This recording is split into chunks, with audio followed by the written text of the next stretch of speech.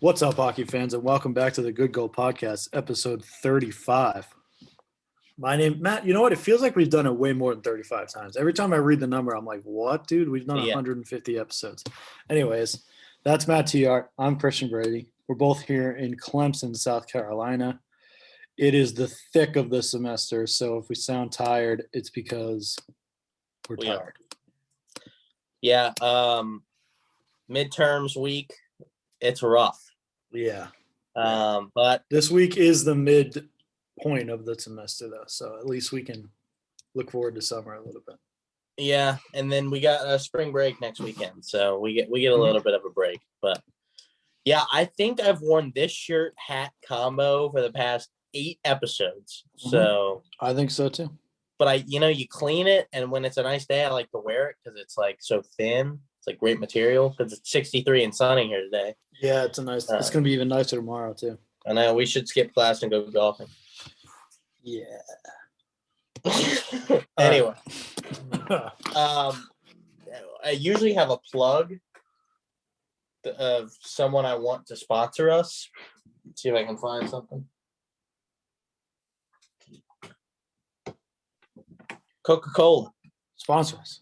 Sponsors. Come on, you're right down the road in Atlanta. Think about how easy it would be. You sponsor Clemson, so think about how easy it would be to facilitate this relationship. Come on. Yeah. So Coke, get on. You don't even have to pay us. Just tell us to start saying your name at the beginning of every episode, and we will do it. Because we do it with other companies for no reason. Okay. Let's get started because we have some trade rumors to talk about. The trade deadline is April 12th, Matt, which is weird to think about, but it's definitely coming up. That's 6 weeks away. So the rumors are going to start, and we'll start with the Leafs because they are rumored to be after center Mikael Granlund from Nashville and also defenseman Alex Goligoski from Arizona. Those are 2 teams who are sort of in the hunt right now, but if they fall out, they could easily be looking to sell, and the Leafs are definitely in it to win it this year. So it's not surprising that they're looking for depth. Granlund is like a third-line center, and Goligoski, I think, is a top 4 defenseman. I think he's pretty good. But what do you think about this? You have any thoughts? Granlund, I hate Granlund. But it's out of respect. You hate you hate him because you hate playing against him. Same way you hate Crosby. Such a grinder. If the Leafs get him, and I don't really know like how valid these rumors are, but who knows? I mean, he's going to go into the 4th line probably, and it'll be the best 4th line in hockey. Yeah, bold take, but I don't see how it isn't. They don't have a ton of depth, but again, it's like I said about the Bruins last year. You can't punish a team because their first line is so ridiculously good that they score way more than the rest of their team. I mean, Marner and Matthews are taking on the scoring brunt that could sustain an entire team, and it has been doing so. So how do you punish them for that, I mean, the highest paid player in the league is on the 2nd line on that team. So anyway. All right. He's been struggling too, by the way. We're tired. But, yeah, okay.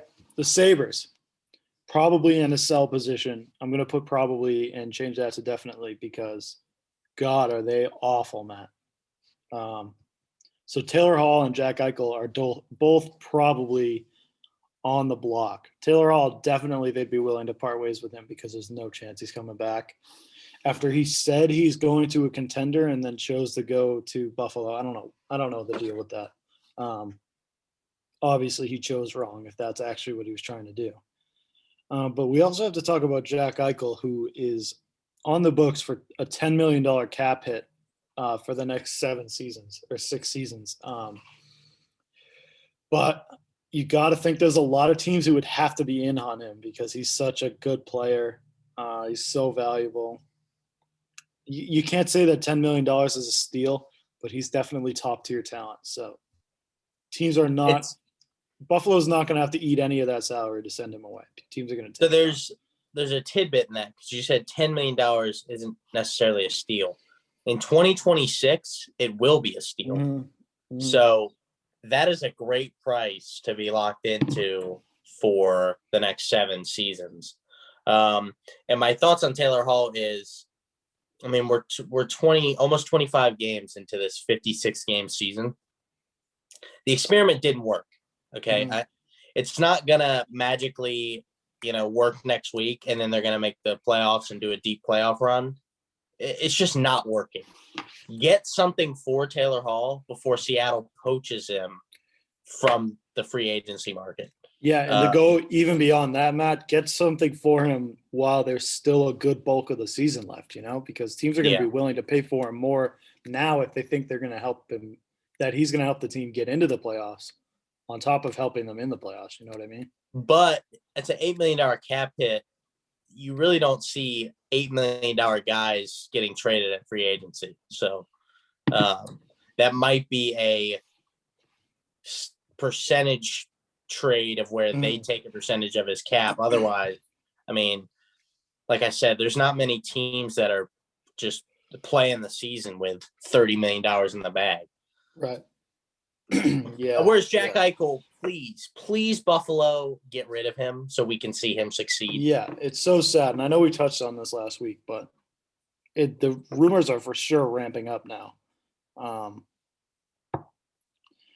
God, I really, really want to see him out of Buffalo because they're running him into the ground. And they made it. I saw this on Twitter. I forget who it was, but he said back when they drafted Eichel, they were like, okay, we stunk for 3 years in a row, but now we drafted the next great thing. We're over the hump. We're going to start winning. It's kind of like the Buffalo Bills with Josh Allen, where they draft Josh Allen. They think he's this incredible talent and he's going to fix the team.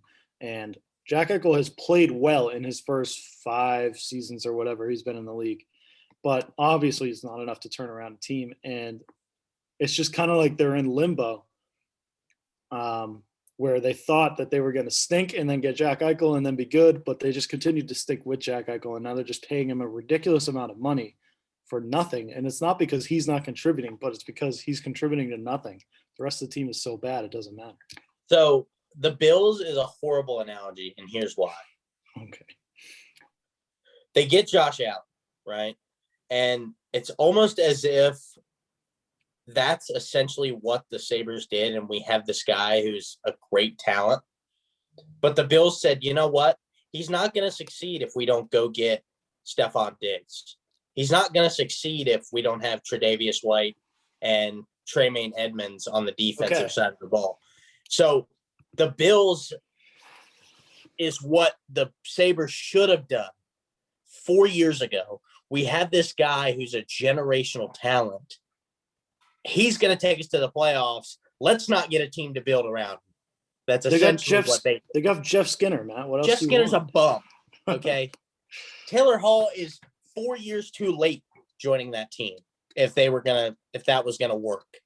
So that's my point, is that the Bills. So but the idea was there. They just didn't do it right, obviously. Yeah, that's what I'm saying. The Bills did do it right. So that's a bad analogy. Okay. But fine, yes. Well, I made the analogy to point out the differences. Yeah, you could make the analogy of this is what Sabres should have done to the team that's in the same town, because the Bills are going to win a Super Bowl in the next 5 years. But this is a hockey podcast, so. And Buffalo Sabres are borderline Ottawa in 5 years if they don't figure something out. They're Ottawa now. Speaking of Ottawa, Derek Stepan out for the season with shoulder injury. It's almost as if in that small town of Ottawa, that's a joke. It's the capital of the freaking country, that they can't get anything right. But, it's the capital of the country that invented this sport. So I also watched highlights of because, when you're bored, you go down this YouTube rabbit hole. Of their 2017 playoff run, and they were 1 goal away from the Stanley Cup final, Game 7 overtime against the Penguins.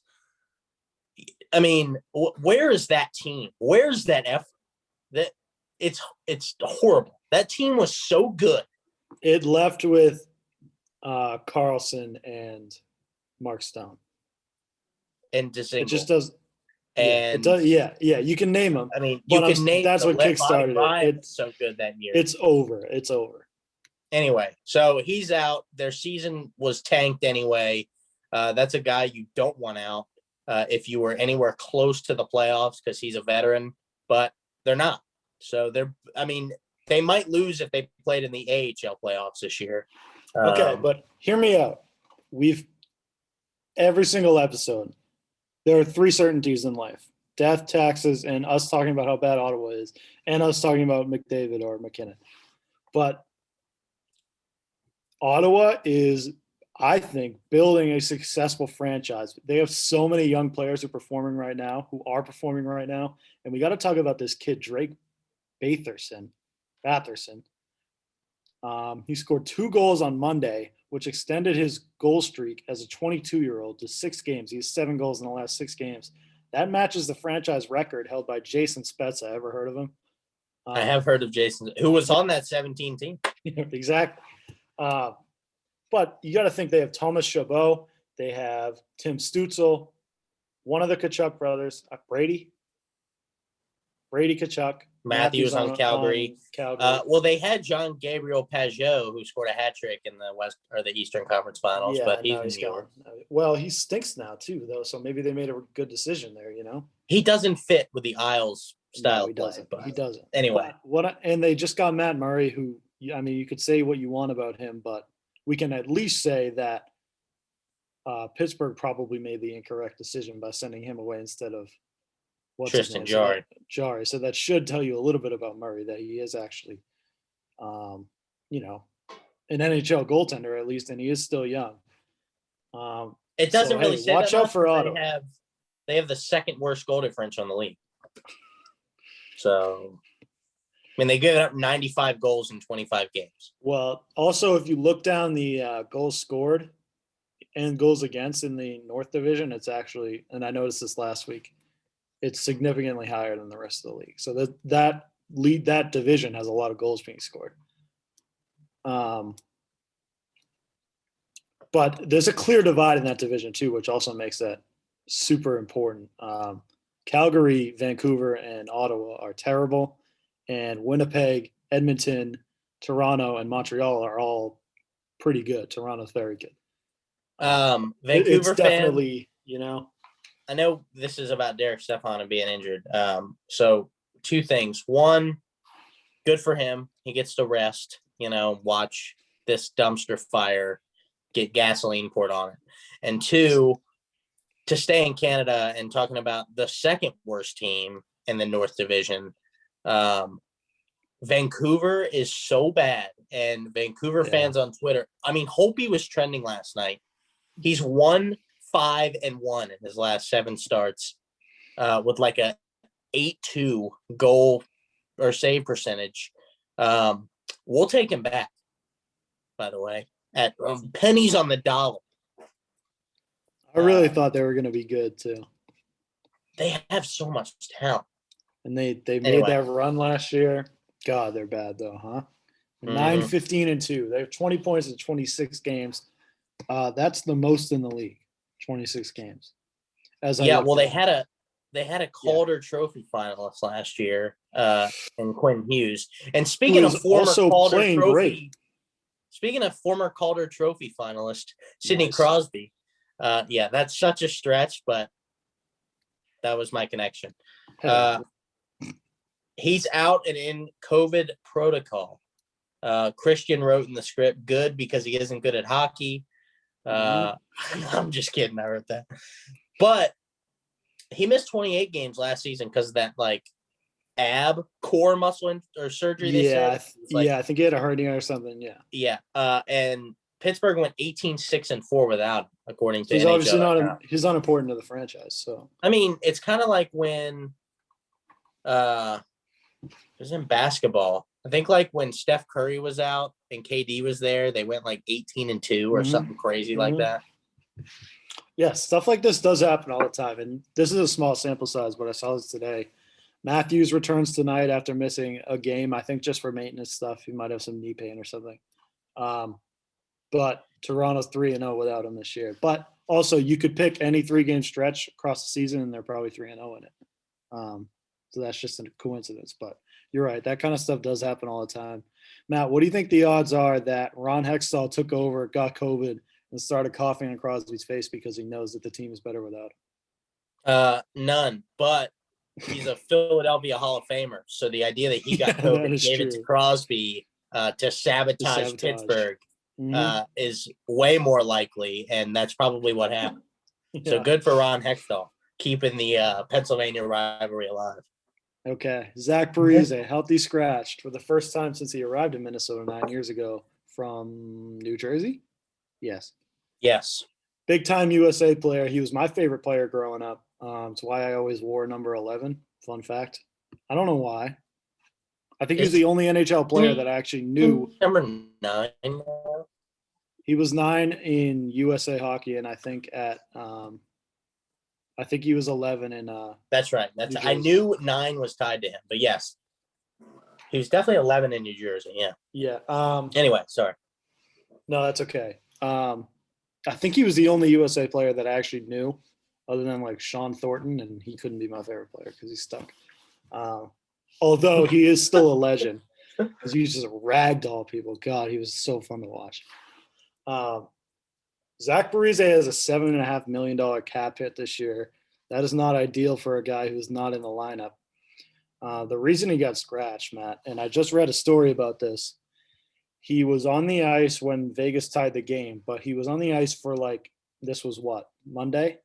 Whenever it was. They tied the game 5-5 late in the game with an empty net.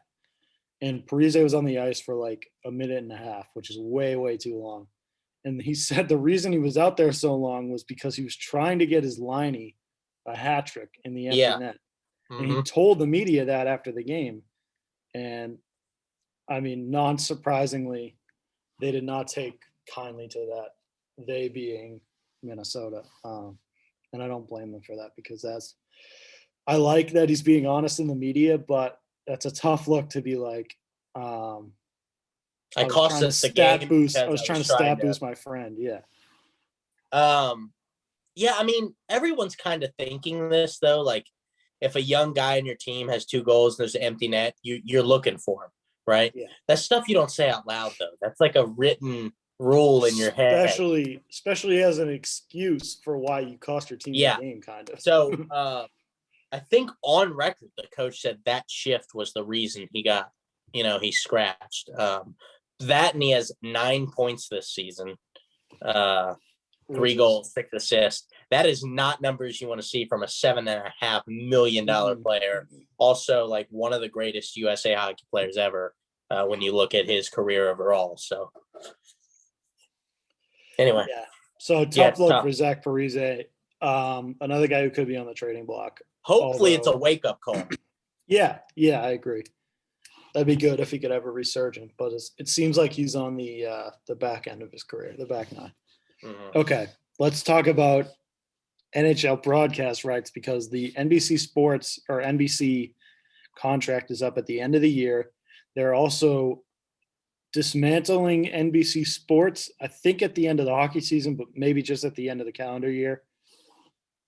Either way, that opens a door for the following networks who are in on NHL rights for next year: Fox, ESPN/ABC, and CBS Viacom, who just opened or started their Paramount streaming service.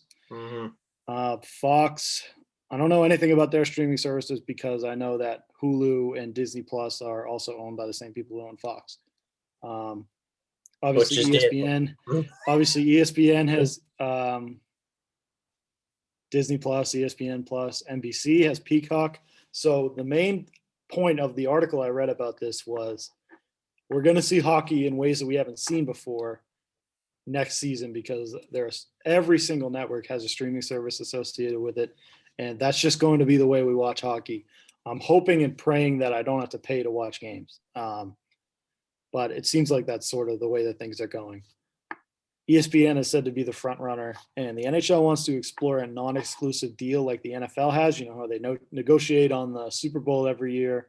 I think the NHL wants to open up like yearly negotiation on Stanley Cup games, or also just like having what baseball does, where a lot of games are on Fox in the playoffs, but also ESPN has their Sunday Night Baseball type of thing. So if they could distribute in that way, I think it would be fun for everyone as well. Either way, this is it's cool for. I mean, I want to see the game presented in a different way. I think that makes it more interesting. The idea that NHL is going to be on ESPN, I don't like, because ESPN has been so awful in hockey coverage the past 100 years. But with that being said, being front page news on ESPN means you're reaching more people than any other sports like network. So while NBC has done a phenomenal job, and I love hockey being on NBC, I think if you do primetime games on ABC and other games on ESPN and ESPN Plus, I think it's going to grow the sport. I mean, what we saw with the UFC going from Fox to ESPN and how it's blown up, and it's obviously different, but yeah, I like the idea of non-exclusive deals. You got the NFL. The reason they do so well is because they got 1:00 games on Fox, 4:00 games on CBS, Sunday Night Football on NBC, Monday night on ESPN. Everybody gets to watch everything. Right. But I think if I had to choose for the NHL exclusive, I would choose ESPN because one, Disney's checks do not bounce, and two, ESPN streaming services with ESPN Plus, ABC being on cable, ESPN being primetime, ESPN, ESPN2, ESPN Deportes, ESPN The Ocho. Yep. All of the above. You could have 8 games on at once just through ESPN. So, but I think all of this is being said that the future's bright for the NHL. And I'm excited for the future. And Matt, we talked about this in class. It's a rather obvious point, but I think it's worth saying here. ESPN is not going to push hockey unless they have a reason to. So as of right now, they have absolutely no reason for hockey to succeed. Other than ESPN Plus, they show like one game a week, maybe one game a night. Either way, it's not a huge revenue bringer for them. So they have really no reason to put ESPN as the top. I mean, to put hockey as the top headline on SportsCenter at 9 a.m. whenever their most watched SportsCenter is, because they don't show ESPN doesn't show any hockey. So, like you said, they have the capacity to push a sport like no other network does. So, I think hockey grows the most if ESPN is the main. That's what I'm saying. If they have to go exclusive, I want it to be ESPN. Plus, they're going to be looking for people that know hockey to talk on their networks, and I might know a few people. Yeah. Okay, maybe someone who lives an hour and a half from Bristol, Connecticut. What is you it? You froze for a second, Matt. Say that again. Restart that. I said the only hockey show on ESPN is that show on ESPN Plus. It's like Drop the Puck or something like that. Oh, yeah. I can't think of the name, but yeah, it's like one show on ESPN Plus, like once a week maybe. So same amount of people probably watch that as watch our show. Yeah, so that would be cool. Yeah, okay. Game of the week, Matt. I'll let you get into this. And you spelled Tuca wrong, and I'm mad. Go ahead. Who cares? 2 U's, 2 K's, Matt. Literally, mine, it says the same thing. It gets the point across. And this is coming from a person that has had their name spelled wrong their entire life, whereas yours is really easy to spell. Mm-hmm. That's true. People still get it wrong. You'd be surprised, but yeah, you're right. Capitals 12-5-4, first in the division. At the Bruins, who are 12-5-2, third in the division, but they have 2 games in hand. So if they win both, obviously they're first. Tonight, we were going to do a live stream for it, but I got other obligations, unfortunately, which not unfortunately. I love being a part of transfer council. I love helping transfers. It's like one of the passions of mine is being a transfer student, helping other transfers. And then they also play Friday at 7. We'll try to figure that out, but shout out. Did that get flexed, Matt? I think that was supposed to be 1.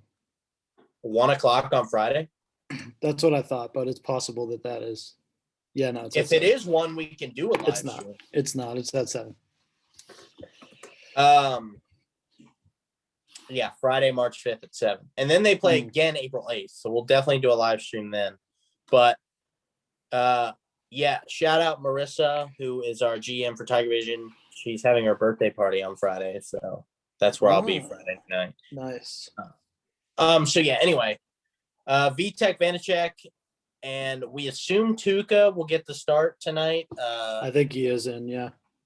So Vitek leads the freaking league in starts because he starts every game, no matter how many times we play a week. Tonight will be his 18th start in 22 games. 22 games, which is a joke. I mean, he's playing well. 21 games. 21 games. Even more. Even better, I mean. 18 of 21 games, and he wasn't even on the roster to start the season. Maybe he was, but he was not supposed to be the starter to start the season. So anyway, 3 games to start playing every single day. We're going to be texting back and forth. We're going to be talking a lot of crap. As soon as I get home, I'm going to throw it on. But yeah, it's always fun when our teams play. Definitely, yeah. We have fun with it, and we'll for sure talk about it next time. Yeah, again, I love the back-to-back games being on our game of the week. It gives it a little more perspective. Due to the recent success, and by recent I mean the past 5 years, the Caps have had against the Bruins. I think we're 19 of 21 now. Cap sweep. Okay. Bruins sweep. Yeah, right. Okay. All right. Yeah, this is Char's. I wish that Chara could have returned to Boston for the first time when fans were there. The ovation would have been deafening tonight. So I wrote in the script, it's Chara's first time back in Boston since the team told him he was useless to them. Essentially, yeah. So yeah. Yeah, Chara, which I didn't know this about him, that his family still lives in Boston, and he's planning on returning there after the season. He is in Washington himself, so he got to see his family for the first time since the season started today or yesterday because y'all had a day off there. That must be crazy difficult for him. So that at least he gets something out of this trip because he's not going to get any wins. That's weird because Cam Newton did that too when he was starting for y'all. He just got an apartment in Boston and didn't move his family because he knows a 1-year deal. Yeah, I agree with you. It stinks anytime, especially obviously during this season, that someone got traded, and we saw that a lot in the offseason, and they go back to somewhere that they've called home for several years or made a big name there, and there's no fans to welcome them back because teams always do the video and it's tearful and the players are crying and it's just such a cool moment. So I think they'll probably do a video still, but they'll have to save the huge ovation until, hopefully he gets back in time. His career could easily be over after this year. Yeah. But so we'll at least have some fans for April 10th when he comes back. Boston's at 12% capacity starting in 3 weeks. So that'll be good to get fans back in the Garden. And I know there's already fans back in MSG. I know most other stadiums or arenas are starting to hatch their plans for. I think every team has a plan. Yeah. Except for the Capitals, which is, because DC, since it's not a state, it's just total carry in or not lightning restrictions. Okay. It's regardless of where you stand politically. That's a fact. That, no. I didn't think that out. That's exactly. No. I'm making the point of they're not a state, so it's essentially the mayor's call. Right. So nothing's going to get done. Okay. Let's get into the power rankings in honor of ESPN. Maybe BBB getting the rights. It's been a long day, guys. ESPN may be getting the rights to NHL broadcast. We're going to Emily Kaplan, ESPN resident hockey writer, for this week's power rankings, which starts with the Toronto Maple Leafs, as it should. Their previous ranking was 1. This week they play Edmonton, Vancouver, and Winnipeg. They are the best team in the league. I still think Boston beats them in the playoffs because we own them. But I don't think – actually, I can't even say that. But Toronto is our little brother, and I know it's annoying for me to bring that up when we're talking about how good they are. But it's just kind of like what an older brother does. It's like you can't let him get all the credit. Okay. I'm the youngest, so I get all the credit anyway. No comment from me. Toronto's the best team in the league. And right now, they beat anyone in a 7-game series, regardless of big brother, little brother. That's just the way. So. Agreed. Tampa Bay Lightning, number 2. And they stay at number 2. They were last week. Play Chicago 3 times in a row. Must be a makeup game. And then Detroit on March 9th. The description says Vasilevsky, as a perennial Vezina finalist, is starting to become a trend. Yeah, he's the best. He's the best goalie in the league. I don't think you can say otherwise. Last year, Hellebuck won, but I think nobody would disagree that Vasilevsky was probably the best goalie. Hellebuck just had the best season. If they did the awards after the season, like a normal season, he would have won it. Yeah. So, yeah, they're now in the lead in that Central Division. I think they had COVID trouble or they had a late start, so they're catching up on games. Well, the Central had a lot of COVID trouble, so even if they didn't, they definitely couldn't play Dallas, Chicago, and Carolina, who all dealt with that kind of stuff. So they actually have 2 games in hand on Carolina, who they're tied with in points. So they're 15-4-1, and the Panthers have slipped a little bit.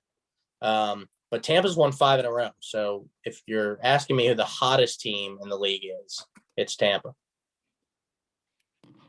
And as we've both said all year, they will run away with that division. I have no doubt about it.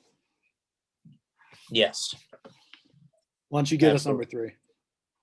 Number 3, the Vegas Golden Knights. Mm-hmm. They were ranked 5 last week, according to our girl, Emily. Yeah, I like them at 3. Let's shoot on over to the West standings. Number 1 in the West. So she's 3 for 3 on division leaders, which I freaking love. Yeah, I agree. And it's the idea of it doesn't matter what they did last week. And we ranted for 30 minutes about it, but it's so true. They've won 3 in a row. They're 7-3 in their last 10, and they're winning. They have 4 games in hand over the Blues, and they're still leading by a point.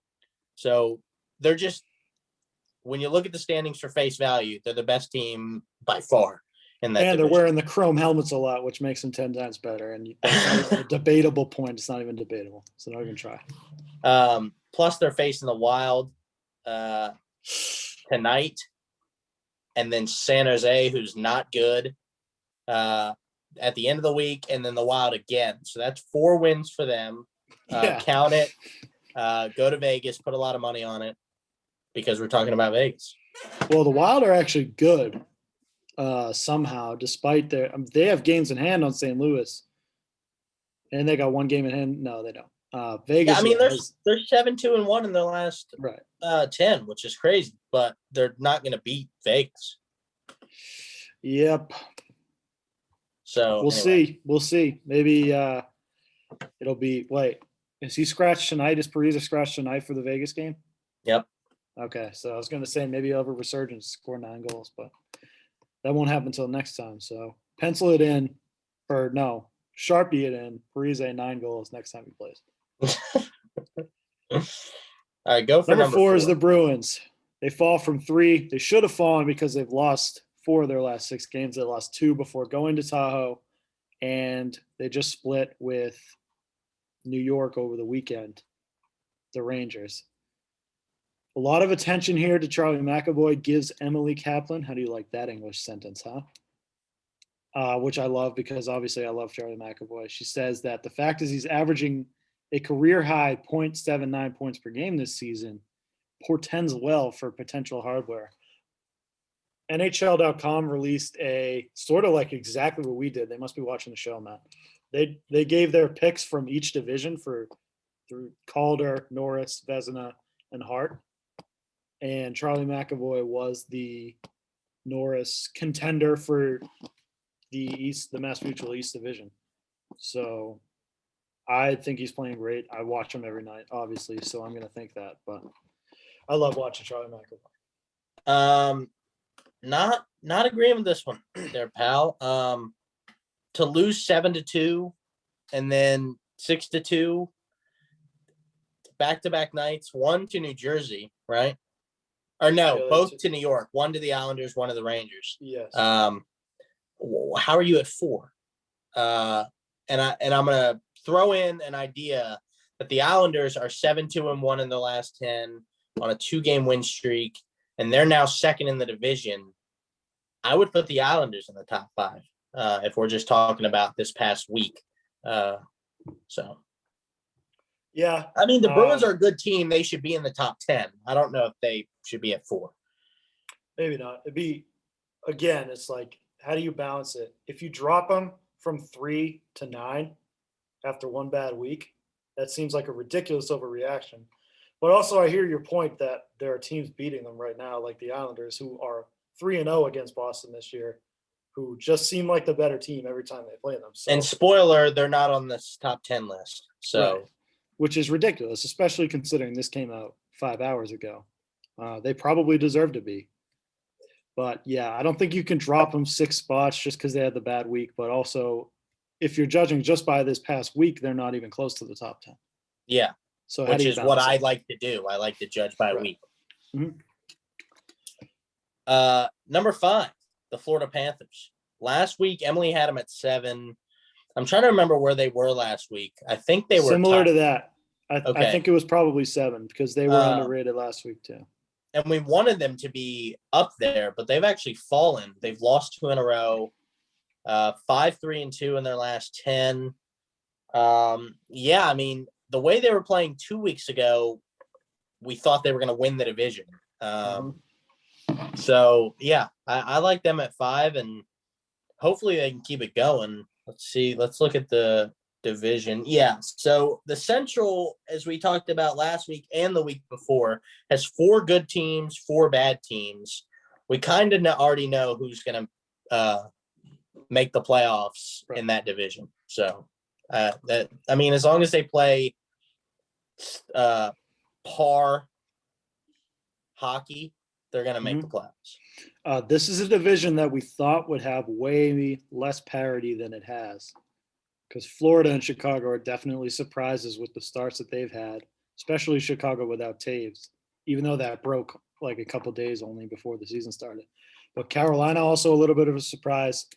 And I think everyone expected the bottom 4 teams, Columbus, Nashville, Detroit. Well, Dallas is down there because they haven't played any games, but they're not playing well. Yeah, 16 we expected points in Dallas and 17 Tampa Bay. games. Yeah, go ahead. 16 points in 17 games is not good. They're 1-6-3 in their last 10.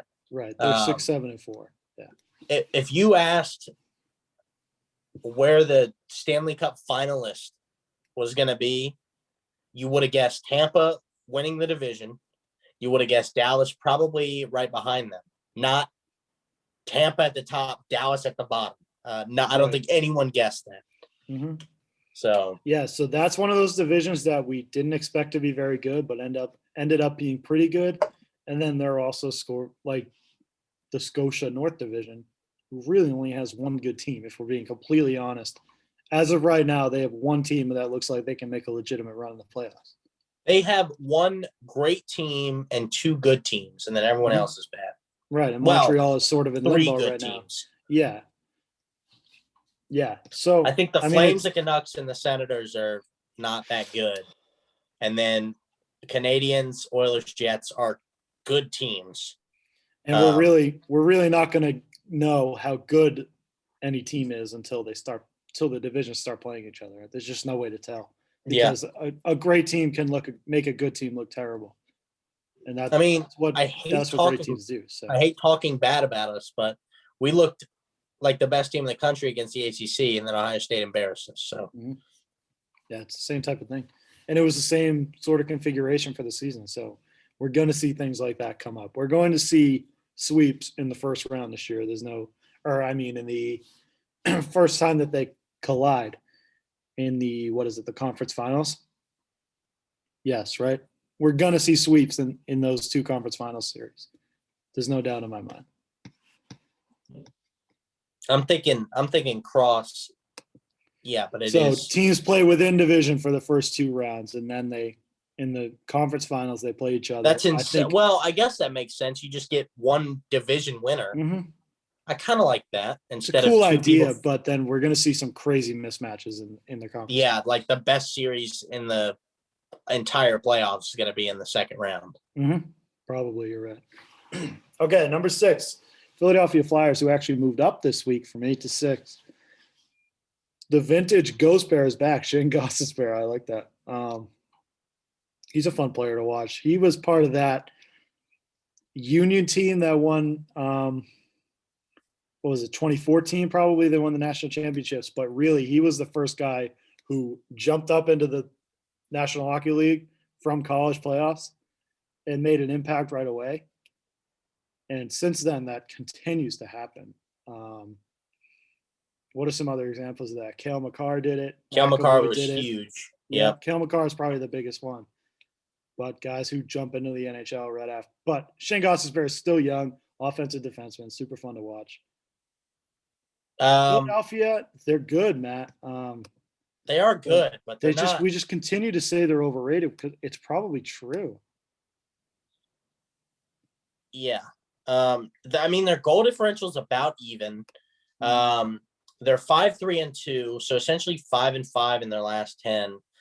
I don't know if they're at 6 to me. I don't watch them enough. I know when we play them, when Boston plays them, they're terrible. I mean, that outdoor game, it was 2 weeks ago, so we can excuse that from the list, but that was embarrassing for the Flyers. Mm-hmm. Emily's doing an okay job though. Last week was horrible. I like Emily. Emily, I like you. Shout out Emily. Yeah. Next team, Minnesota from 17, Matt. Minnesota Wild up to 7 from 17. And it's because, read that number again, Matt. What's their last 10? I can't remember. Yeah, their last 10 is 7-2-1. Yeah, and in their last 6 games, they've outscored opponents 27-10. And they lost their last game, obviously, to Vegas. So they were 8. They won 7 out of 8 before this. So, yeah. So they deserve a lot of credit. I don't know if but they're not going to be correct, but yeah. Okay. You'll eat your words if they do, because you said that like 8 times tonight. Yeah, well, they're not going to be Vegas. So. Number 8 is our, I guess, like hometown team here in Clemson, the Carolina Hurricanes. Even though they're 6 hours away. Well, I think they're closer than Nashville. Nashville will be the second. I was just gonna say it might be similar. Nashville's probably 8 hours away. I think when I looked, it was like Nashville 5, Raleigh's like 3.5. That's all for Raleigh? I would have thought. Yeah. I would have thought way more.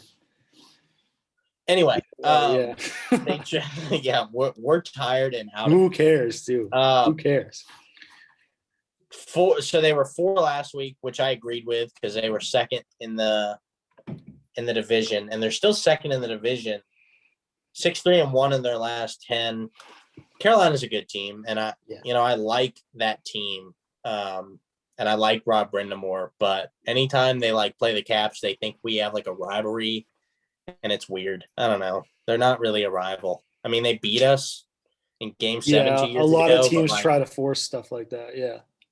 It was like National Nice Day. They said something nice about every team except the Caps. It was like, what? Yeah. Why is that though? I don't know. Our rival's Pittsburgh.